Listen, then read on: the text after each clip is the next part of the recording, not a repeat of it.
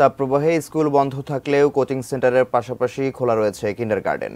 রাজধানীর তেজগাঁও থেকে সেখানকার পরিস্থিতি জানিয়েছেন সহকর্মী আবুল কালাম আজাদ। ধন্যবাদ আপনাকে।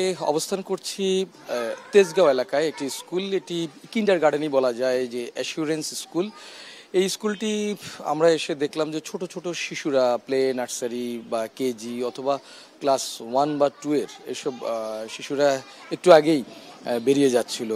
কথা হচ্ছিল শিক্ষকদের সঙ্গে এবং শিশুদের সঙ্গেও, যে তারা এই সময়টাতে যে ক্লাস করতে আসছে সকালবেলায় তাদের কোনো সমস্যা হচ্ছে কিনা, কারণ তীব্র গরমে যেখানে স্কুলগুলো বন্ধ রাখার ঘোষণা দিয়েছে সরকার, সেই জায়গায় যে কিন্ডারগার্টেন স্কুলগুলো খোলা রাখা হচ্ছে বা একটি প্রবণতা দেখা যাচ্ছে, সেখানে এই স্কুলটি বা এই কিন্ডারগার্টেন স্কুলটি খোলা রাখার কারণে তাদের কোনো সমস্যা হচ্ছে কিনা।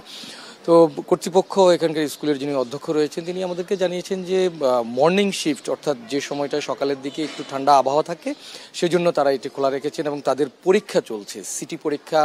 অভিভাবকদের দাবির প্রেক্ষিতেই যে সারা বছর যেখানে ক্লাসগুলো চলে, যখন তার মাঝামাঝি একটা সময়ে যখন পরীক্ষাটা যদি তাদের বাধাগ্রস্ত না হয়, সে কারণে তারা খোলা রেখেছেন এবং আগামী 6 তারিখে তাদের পরীক্ষা শেষ হয়ে যাবে। তারপরে যদি সরকারের যে ঘোষণাটি রয়েছে সেটি যদি চালু থাকে, সেই অনুযায়ী তারা ফলো করবেন। সাধারণত এখন সকাল 8:30 থেকে 10:30 বা সর্বোচ্চ 11টা পর্যন্ত বাচ্চাদের এই পরীক্ষাগুলো চলছে, এরকমটি আমাদেরকে জানিয়েছেন। অপরদিকে অভিভাবকদের সঙ্গে কথা বলেছিলাম, তারা বলেছেন যে যেহেতু একেবারেই স্কুলের আশেপাশে এই ছোট্ট শিশুদের বাসা বাড়িগুলো রয়েছে, তারা এই স্কুলটিতে আসতে গিয়ে খুব একটা সমস্যা হচ্ছে না, আবার বাসায়ও তারা থাকতে চাচ্ছে না।